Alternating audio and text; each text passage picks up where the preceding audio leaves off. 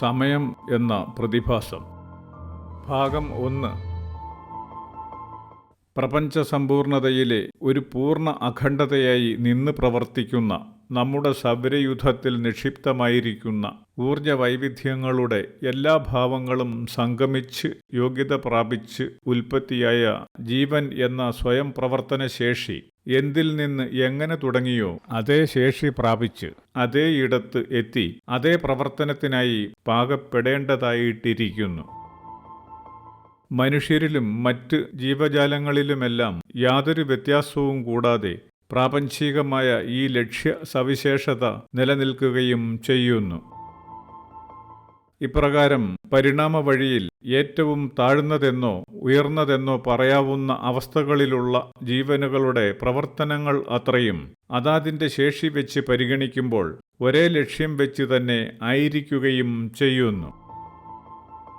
ജീവന്റെ പ്രത്യക്ഷതയാകുന്ന ശരീരം എന്ന പ്രവർത്തന ഉപാധികൾ വഴി വ്യത്യസ്ത നിലവാരമുള്ള ജീവനുകൾക്ക് ഉണ്ടാവുന്ന അനുഭവങ്ങൾ എന്നത് അന്തിമ ലക്ഷ്യത്തിലേക്ക് യാത്ര ചെയ്യുന്ന ജീവനുകൾ അവയുടെ അവസ്ഥയ്ക്കൊത്ത് പ്രകൃതിയെ പരിചയപ്പെടുന്ന പ്രക്രിയയായി മാത്രം സംഭവിക്കുന്നതാണ്.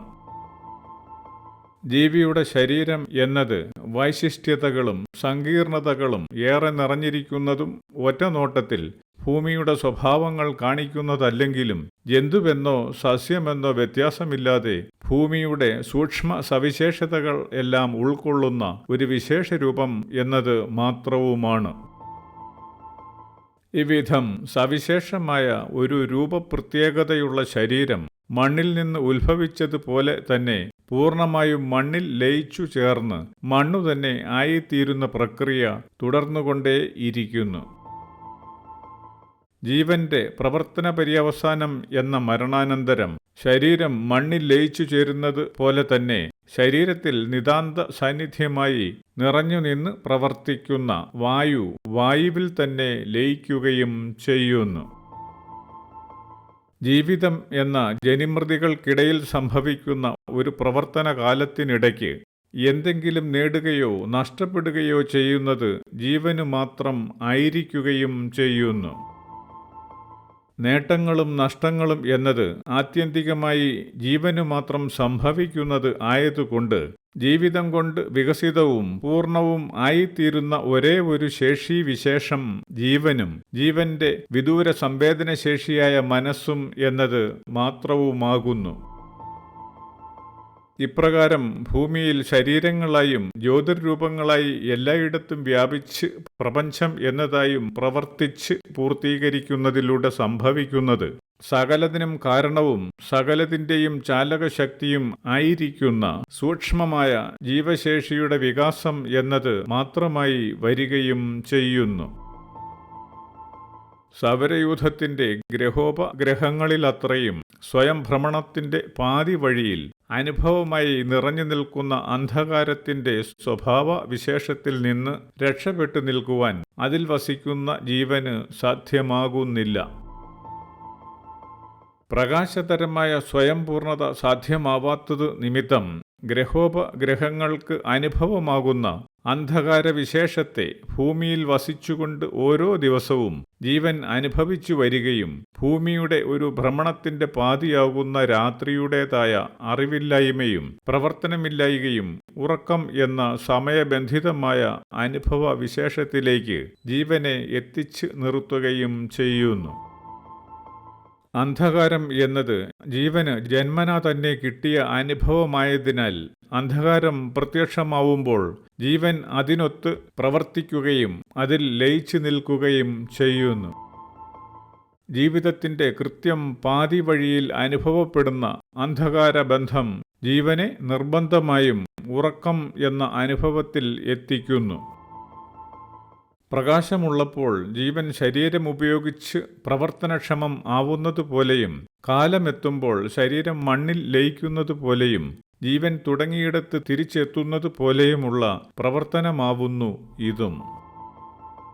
അന്ധകാര സ്വാധീനം എന്നതായി സംഭവിക്കുന്ന ഉറക്കം ജീവനിൽ നിക്ഷിപ്തമായ പ്രകാശകാരണ സൂക്ഷ്മ ശേഷിക്ക് ആനുപാതികമായി മാത്രം സംഭവിക്കുന്ന വിധം രാത്രിയുടെ 12 മണിക്കൂർ മുഴുവനായി അനുഭവപ്പെടുന്നു എന്ന് വരുന്നില്ല. പ്രവൃത്തികളും അനുഭവങ്ങളുമായി ഭാവവൈവിധ്യങ്ങളോടെ സാധ്യമാക്കുന്ന ഊർജവിനിമയത്തിൻ്റെ പരിണത ഗുണമാകുന്ന സ്വഭാവ വൈവിധ്യങ്ങളും വ്യത്യസ്തമായ ആവശ്യങ്ങളും സാഹചര്യങ്ങളുമെല്ലാം ചേരുമ്പോൾ ജീവന്റെ ഉറക്കം എന്ന അന്ധകാരത്തോടുള്ള ലയനത്തിനും അതിൻ്റെ സമയക്രമത്തിനും വ്യത്യാസങ്ങൾ വന്നുചേരുന്നു എന്നു മാത്രം. ഇവിധം ജീവപ്രവർത്തനമെന്നാൽ ദൃശ്യാവസ്ഥയിലും സ്വഭാവത്തിലും എങ്ങനെയൊക്കെ എടുത്തു കണ്ടാലും പ്രകൃതിയുടെ സമ്പൂർണ്ണ ഗുണവിശേഷങ്ങളാർന്ന് നിൽക്കുന്നതും പ്രകൃതി തന്നെയും ജീവിച്ചിരിക്കുമ്പോഴത്തെ അവസ്ഥയിൽ ശേഷിക്കൊത്ത് ഭാവവൈവിധ്യങ്ങളോടെ നിലകൊള്ളുന്നതും ആകുന്നുവെന്ന് ബോധ്യപ്പെടാനാവുന്നു.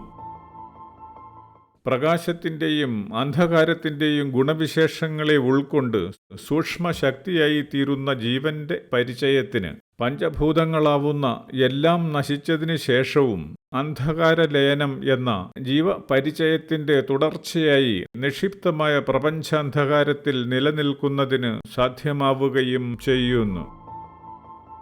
അന്ധകാരത്തിൽ നിലകൊള്ളുന്ന ജീവൻ എന്ന സൂക്ഷ്മശേഷി വൈഭവങ്ങൾക്ക് അവയുടെ ശരീരങ്ങളോടെയുള്ള പ്രവർത്തനം എന്ന ജീവിതകാലത്ത് അനുഭവപ്പെട്ടതുപോലെ തന്നെ കുറെ കാലത്തെ അന്ധകാരവാസത്തിനു ശേഷം അനിവാര്യമായും ഉണ്ടാകേണ്ടതായ പ്രകാശാവസ്ഥ പ്രാപ്യമാവുന്ന സ്ഥിതിയുണ്ടാവുന്നു.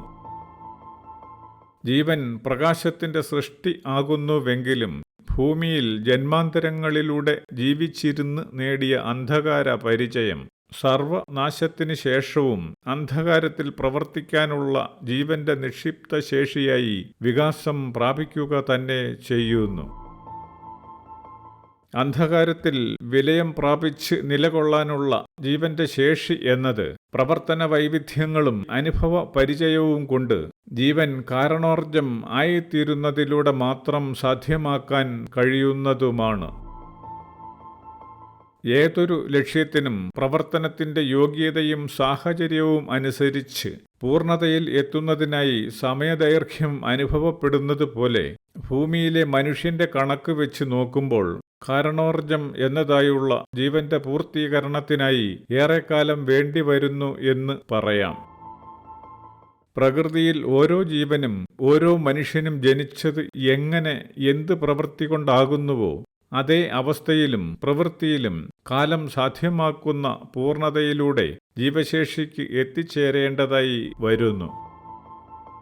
ഇവിടെ ജീവൻ കാരണം എന്ന നിലയിൽ പൂർണ്ണത പ്രാപിച്ചതിന് ശേഷം തുടക്കത്തിലേക്കുള്ള പരോക്ഷമായ ഒരു തിരിച്ചുപോക്ക് നടത്തുന്നതായി കാണാനാവുന്നു.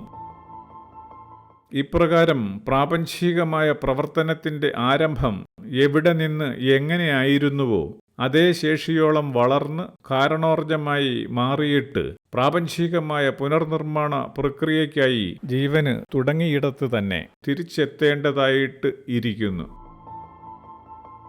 നാം മനുഷ്യനെ സംബന്ധിച്ചിടത്തോളം കേവലമായ അവസ്ഥാമാറ്റങ്ങൾക്ക് വിധേയമാവുന്നതല്ലാതെ നശിക്കാനാവാത്തതായി എന്നും നിലനിൽക്കുന്ന ഊർജ വൈവിധ്യ സംഗമ വൈഭവമായ ജീവനെ പൂർണ്ണതയിലെത്തിച്ച് അതിനെ ജനിപ്പിച്ച പ്രവർത്തനശേഷി തന്നെയാക്കി പരിവർത്തിതമാക്കുന്ന പ്രക്രിയ ആയിട്ടാണ് കാലം എന്നതായി അനുഭവപ്പെടുന്ന പ്രാപഞ്ചികമായ പ്രവർത്തനത്തിൻ്റെ മഹത്വത്തെ കാണേണ്ടി വരുന്നത്.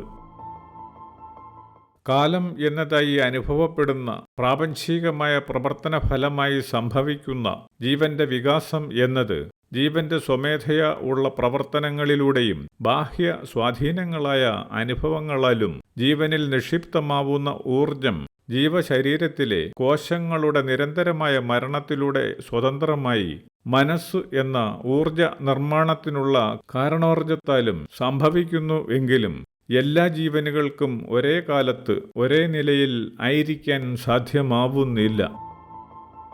ഇവിധം നിരവധിയായ ഊർജ വിനിമയ പ്രക്രിയകൾ വഴിയായി ജീവന്റെ സൂക്ഷ്മ പരിണാമ വികാസങ്ങളെല്ലാം സമയം എന്ന കണിശമായ ക്രമീകരണത്തിലൂടെ മാത്രം സാധ്യവുമാകുന്നു.